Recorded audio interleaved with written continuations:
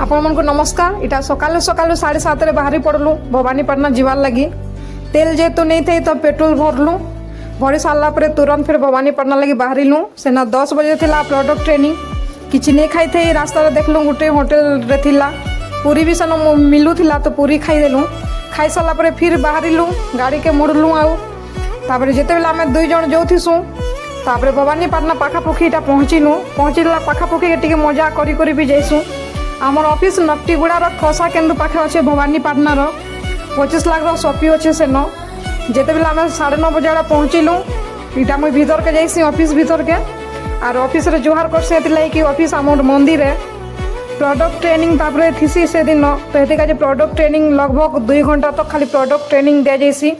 Ayurvedic product के खामा सुस्थ रहमा यूनिफोर brand खाई सुस्थ रहमा बाकी लोग को भी सुस्थ रखी पारमा आ समस्त डाउट भी इटा क्लियर करा जाइसी।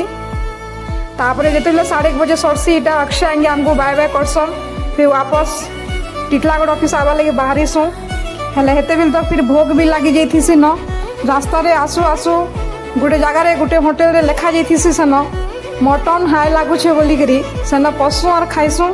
खाई सारा पर टिटलागढ़ लगे बाहरीसु है।